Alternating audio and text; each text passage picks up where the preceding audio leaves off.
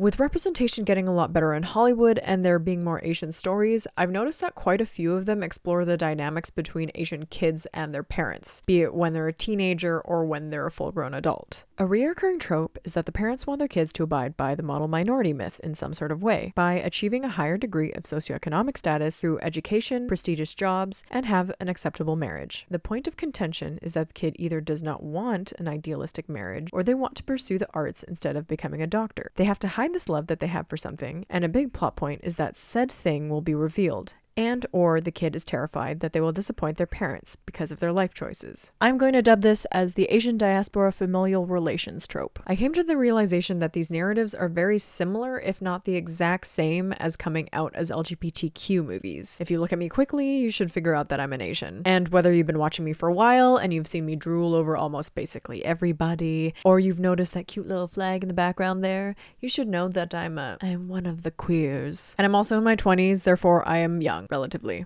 I'm young. And so I am more or less the prime demographic that these movies are trying to cater to. So that makes me an expert, obviously. Hi, I'm Stella, and welcome to Salicot Cinemas, where I talk about movies because I watch too many and have too many opinions about them. This will be another video where I delve into tropes that center around Asian people, but for this week, I'm going to be adding queerness into the mix. And maybe you can lightly tap that subscribe button if you're into that kind of thing. Today, I'm going to be talking about how Asian diaspora familial relation movies, more or less, have essentially the same narrative structures as coming out as LGBTQ movies. With both of these tropes, there's the bigger theme of the protagonist finding themselves, their romantic partner is a personification of what their ultimate goal is, and they have a happy ending. For the record, I am talking about bigger budget, recent coming out movies, specifically. We all know that the gays die in other movies, or just have some other tragic or sad ending. There are many queer movies that are self-funded and low budget that certainly do not fit this rubric. But the thing is with these queer movies that do have a little more money bags is that they clearly are more digestible. And by digestible, I mean that they are white and still comprehensible and relatable to straight people. For the sake of this video, I'm going to refer to the Asian Diaspora Familial Relations movies as ADFR, because we're going to be here all day if you want me to say that whole mouthful every time. Also, if you or anyone you know is struggling with a difficult family situation, there are links down below for some communities and resources that might help you. Anyway, let's get started. Similar to how coming-of-age movies center around the protagonist coming into a new age in their life and a new stage of maturity, the ADFR and coming out are ultimately about self-discovery. It is quite common for the ADFR or coming-out movies to also have the added subgenre of being a coming-of-age movie. What is particularly interesting about this variation of the coming-of-age genre is that it adds an extra layer to the story, but a little more of that in a previous video that I did. Of course, these themes aren't limited to adolescence. When you're told what's expected for you for so long, you can have an identity crisis at 16, or you can have it in your 20s or 30s. With these two narratives in particular, protagonists will go about their goals in two different ways. Leading a double life by pretending to be straight or upholding whatever status quo that their parents have set, or two, trying to fool themselves into thinking that they are actually a part of that status quo and thinking that the only key to happiness is gaining their parents' approval, and therefore combusting at the end of the movie. Whether the main character is in the closet or just trying to figure out their own cultural identity, the protagonist's parents' disapproval is the biggest motivator in their story, and the inciting incident is likely framed around this fact, or it is at least heavily expressed in the first act. Mulan literally sings, "Now if I were truly to be myself, I would break my family's heart," and literally goes off to war because she is terrified of dishonoring her family. In coming out movies, it is rarely explicitly said that their parents want a heterosexual kid. Instead, the kid will just heavily imply that revealing their queerness is a detriment to their relationship with their family, or one of the parents will innocently hint that they're trying to set up their kid with another person of the opposite sex. With ADFR movies though, it's more common for the expectations to be laid out explicitly. I'm not gonna be a doctor. Ruben, we've settled this already. Mulan has to go to her town's matchmaker, and there's another iconic musical number about how it will bring honor to her family. An interesting pattern that happens in both the ADFR and the coming out movie is that their love interest is typically a personification of what their ultimate goal is. Sometimes they can be framed as almost an award for self-realization. Sometimes they can be a means of exploring how the kid has actually turned into their parent after chasing after their approval for so long, and some other times, the love interest can be a measure of how well adjusted they have become to their country that they've immigrated to.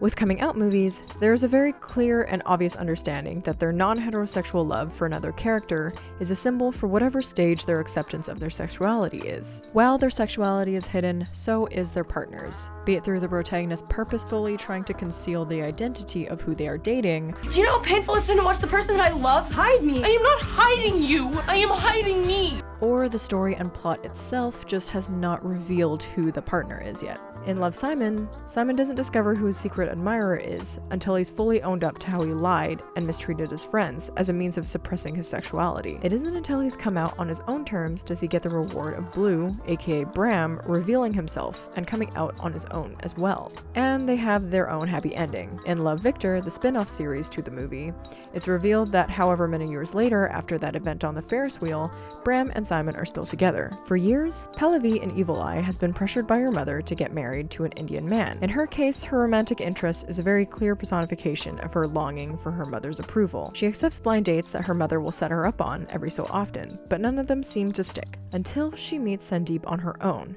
who fits every checkbox that her and her mother have been hoping for.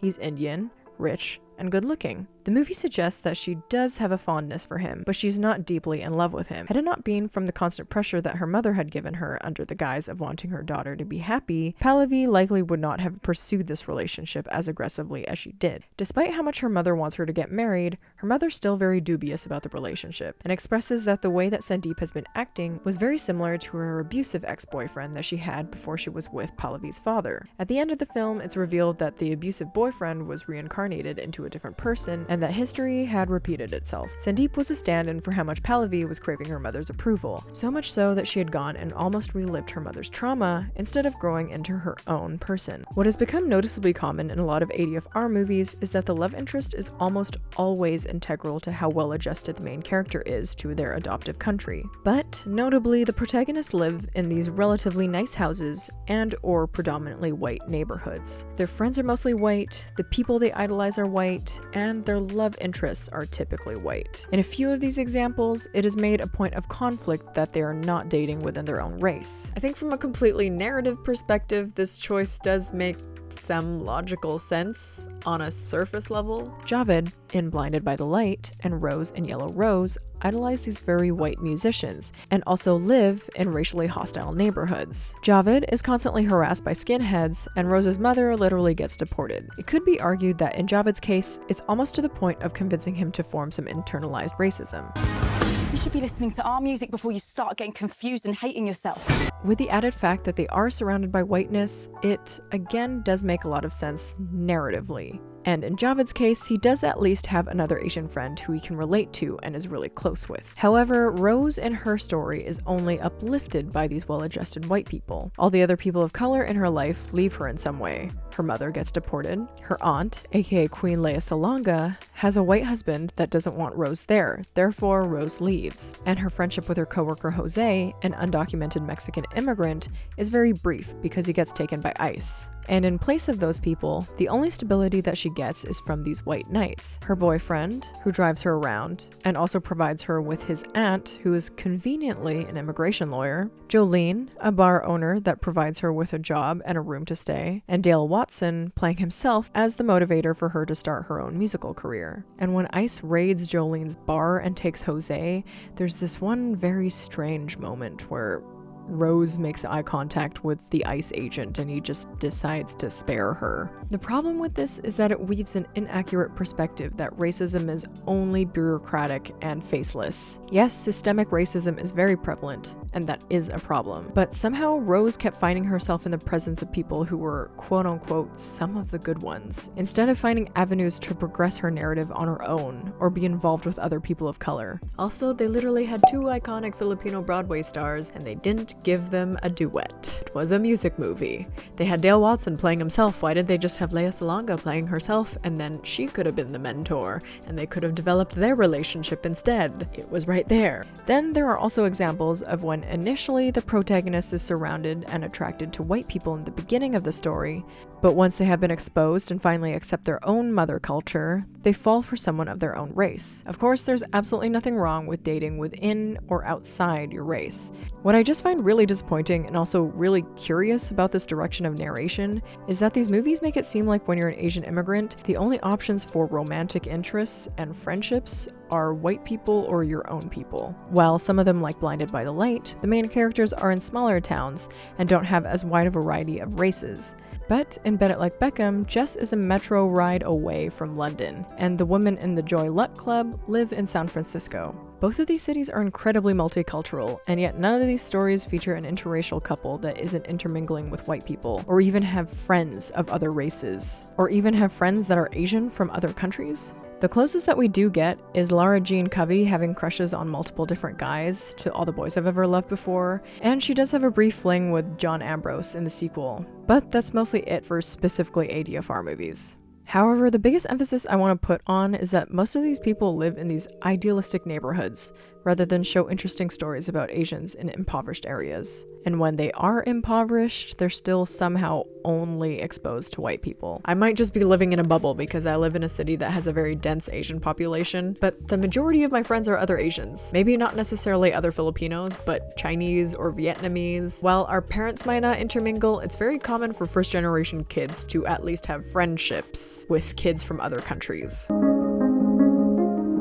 The key to the both of these movies is that they are wish fulfillment. Because as we know, both instances can be very traumatic situations. You could potentially be risking your family never wanting to talk to you again. If you get a career that they don't approve of, or you just constantly disappoint them. These movies always, without fail, have a conversation with the families in question. And by conversation, I mean that both parties just monologue at each other. The kid talks about how they really want to be themselves, and that they want to be happy to express their sexuality, and then their parents will cry about how they only want what's best for their kids, and how they were only trying to protect them. You don't know the power you have over me. One word from you, one look, and I'm 4 years old again, crying myself to sleep. All is resolved in a matter of 10 minutes and no more drama is to be caused. The gut reaction is to say that these movies are unrealistic.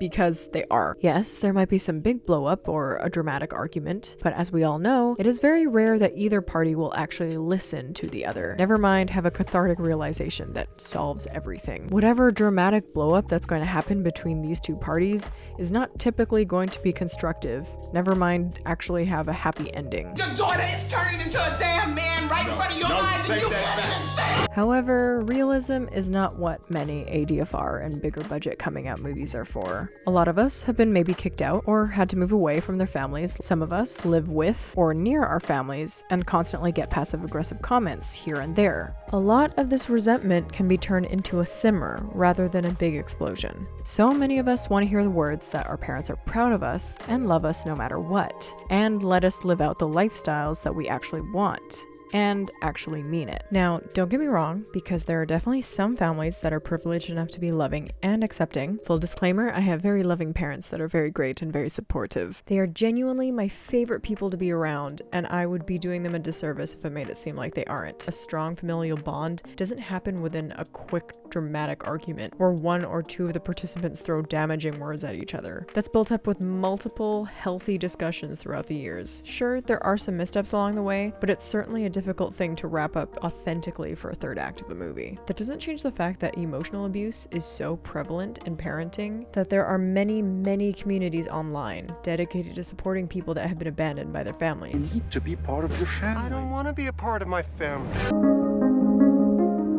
Ultimately, both the ADFR and coming out tropes are meant to act as wish fulfillment. When different demographics feel like they have to hide themselves because they have been shamed to think that they are wrong or that their aspirations and wishes are not the ideal, it can be cathartic to see someone else on screen live out your fantasy. For some, the word fantasy can mean more illicit things. In this case, the fantasy is that your parents will accept and love you for who you are, and you will succeed with whatever endeavors that you have set your mind to. That could be becoming a soccer player instead of a housewife, life, seeing your favorite musician live, or be able to have the freedom to profess your love for someone of the same gender. With that said, just because it's a form of escapism does not mean that there is no room for criticism. There's certainly a lot more room for there to be movies about Asians or queer people interacting and dating people that aren't just white. There's also the glaring gap of showcasing Asian stories or queer stories that aren't in manicured suburbs. Thanks for watching this video. Again, if you or anyone you know is struggling with a very difficult family situation that is similar to what I described in this video, there are links down below for some resources and communities that might help you out.